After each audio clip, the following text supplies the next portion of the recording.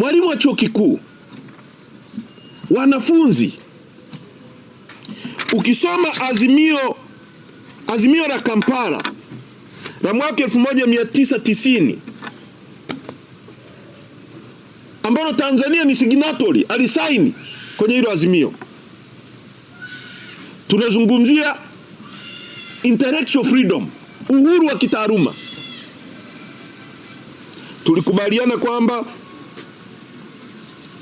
wanataaluma wote wana uhuru wa kufanya utafiti, wana uhuru wa kuchapisha machapisho yao yanayohusu utafiti waliofanya, wana uhuru wa kuunda vyama vya kitaaluma, trade unions za kutetea maslahi yao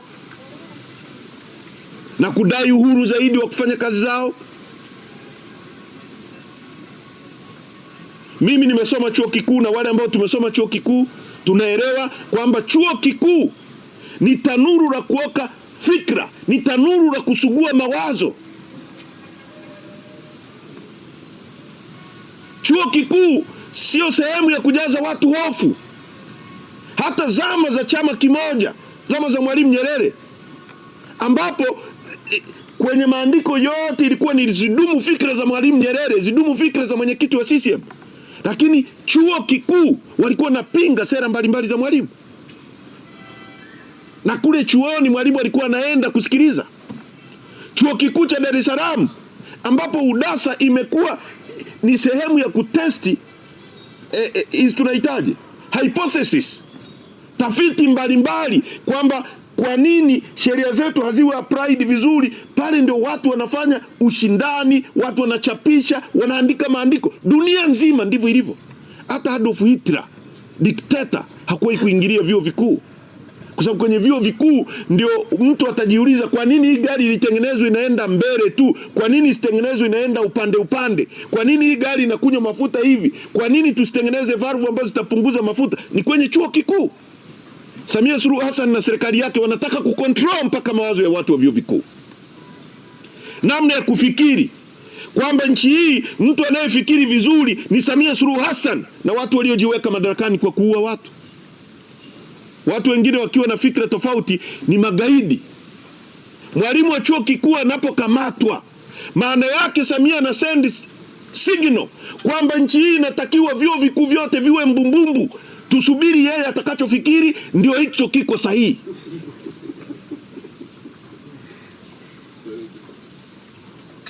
Chuo kikuu.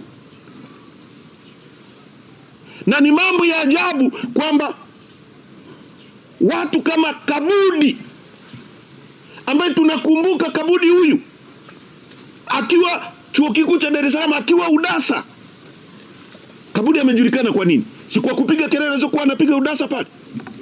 Kitila Mkumbo, si ndio alikuwa anaendesha mijadala mikubwa kuhusu katiba? Huyu Kabudi yuko on record. Wakina Said Chachage, wakina Professor Holb Othman. Leo mwalimu wa chuo kikuu anapokamatwa kwa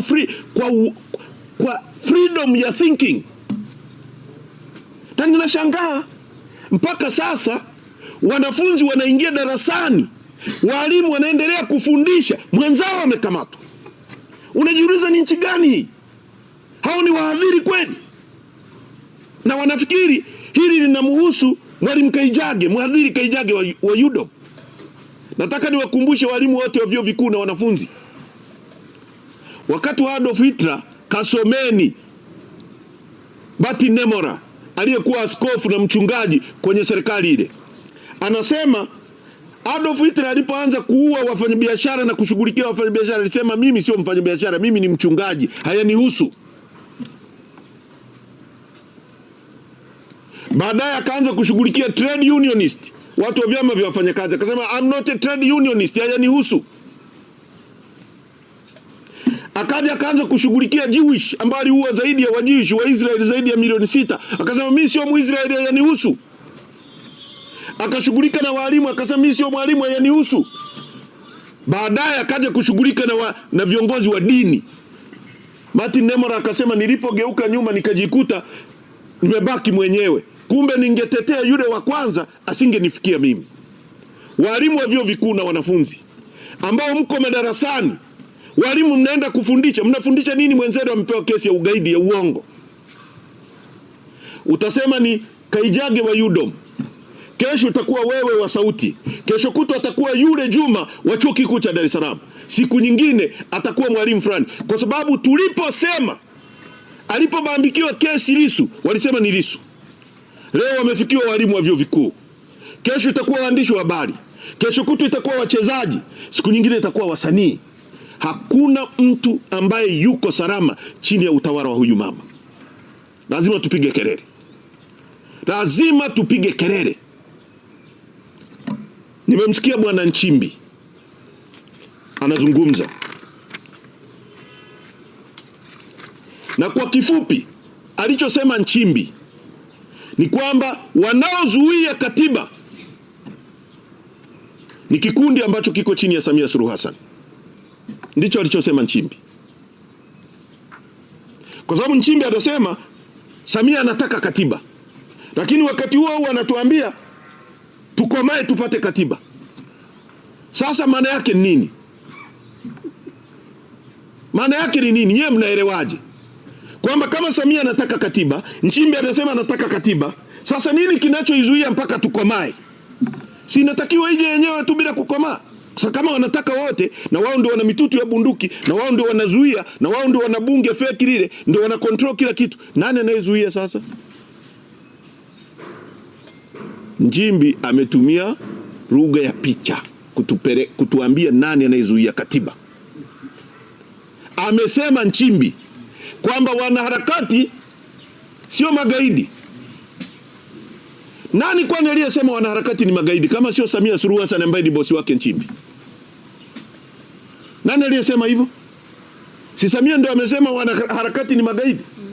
Sasa Nchimbi anapotuambia kwamba wanaharakati sio magaidi, rais anasema wanaharakati sio magaidi, hapo anatuambiaje? Kwamba tufuate kauli yake au ya yule aliyesema wanaharakati ni magaidi? Kwa Nchimbi anatuambia anayesema wanaharakati ni magaidi ni huyu, na ndio ukweli. Nchimbi anasema kuna watu wananufaika, kuna rais atanufaika na katiba mbovu hii.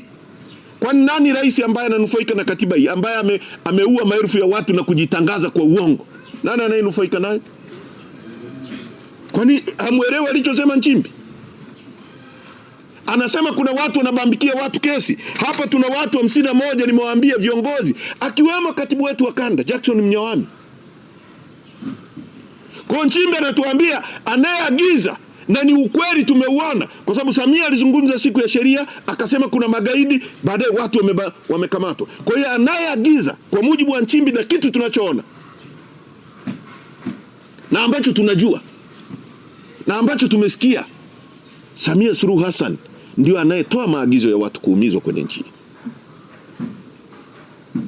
Ninawaomba Watanzania tuungane kwa pamoja, tukatae mambo haya. Hakuna aliye salama. Chama chetu na sisi viongozi wa Chadema tutafanya yale tunayoweza. Wanachama wenzangu, kwanza msiogope. This is a kick of a dying horse. Farasi ambaye yuko dakika za mwisho. CCM imefika mwisho, ndiye anarusha mateke ya aina hii. Na sisi we want to be blackmailed. Hatutakubali kuwa blackmailed. Hakuna atakaye tushinikiza kufanya kitu ambacho kiko nje ya utaratibu wa sheria na nje ya haki. Hatakubali. Hatutapigia mtu yoyote magoti kwa uongo. Kwa wanachadema wawe imara. Mawakili wetu watashughulikia mambo haya. Tunajua mahakama zetu sheria hazifuatwi, lakini ni vizuri tukaweka rekodi. Natumia nafasi hii kuagiza mawakili wetu, mwanasheria mkuu wa chama na mawakili wengine wote, aandae timu maalum za kuendelea kupambana kuhakikisha viongozi wetu hao wanaachiliwa immediately, wanarudi kwenye shughuli zao. Wanachama wetu nchi nzima, hakikisheni mnaonana na familia hizo za watu ambao ndugu zao wamekamatwa. Tuwasaidie familia zao zisilale njaa kwa sababu watu wao hawapo. Kama tutakula makande, tutakula makande wote. An injury to one of us is an injury to all of us. Maumivu ya mmoja wetu ni maumivu ya wanachadema wote. Kesi ya hawa viongozi sio kesi ya wale viongozi tu, ni kesi zetu sote wanachadema tulioko nje. Tunahitaji kuwa na mshikamano zaidi kipindi hiki, testing time, lakini nyakati nzuri ambazo wazungu wanasema when the going get tough, the tough get going. Mwendo unapokuwa mgumu, wale wagumu ndio wanasonga mbele, na ni kipindi hiki ambacho wanachadema tutapimwa na tutaona ni kwa kiasi gani tunaamini yale tunayoyapigania. Tunaamini kiasi gani katika kubadilisha nchi. Tunaamini kiasi gani katika kuleta mabadiliko ambao watu wengine hawataumizwa kama tunavyoumizwa na Samia. Ili watu wengine watakao kuja kuishi baada yetu waseme wazee wetu waliishi wakatuondolea adha, wakaumia ili sisi tuishi vizuri. Wakumbuke makaburi yetu, wakumbuke majina yetu, kwamba hawa walitoa damu zao na miili yao ili leo sisi tuendeshe gari bila hofu. Nchi imejaa hofu. Hakuna anayejua nani atatekwa, hakuna anayejua nani atawekewa kesi, hakuna anayejua nani atapigwa risasi. Nchi imejaa hofu. Tunapaswa kuondoa hofu hii. Na hofu hii ni hofu inayoletwa na serikali dhalimu ambayo haijachaguliwa na watu. Tusaidiane. Nyie ambao kama ni waandishi wa habari kweli, andikeni vitu ambavyo vina msingi na nchi. Usilete propaganda, hakuna ambaye yuko salama hapa. Mkitumiwa kupewa vishilingi 50,000, mnatoka kwenye hoja ambazo ni za msingi. Badala ya kuandika mambo ya msingi, mnaandika mambo ya kitoto. Watu wanaiba pesa kwenye mafuta, watu wanabambikia watu kesi, watu wanaiba pesa kwenye bandari zinauzwa, ardhi ya nchi yetu. Huyu mama anakwenda kuzindua eti ujenzi wa SGR kutoka Tabora kwenda Kigoma. Hivi unaweza kwenda shambani kuvuna mahindi wakati hata hujalima shamba? Hiyo SGR kutoka Dar es Salaam mpaka kufika Tabora imemshinda. Anaenda kuzindua tena kipande kingine ambao ile ya kuunganisha hana. Hivi sisi ni wajinga kiasi gani? Haya ndio mambo ya kuandika, kuwaeleza Watanzania nini kinaendelea. Yaani wewe unataka uhamie kwenye nyumba, huna hata msingi, huna hata jiwe, unaenda kujenga, una mabati, huna msingi, unaenda kuwezeka kwenye nini?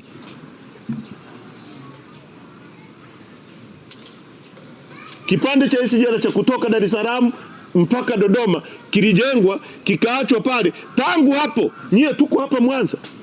Miaka 3-4 yote ya huyu mama. Umeshaona hata nondo inawekwa hapo. Leo anaenda kuzindua kingine. Si umalizie hii kwanza hii.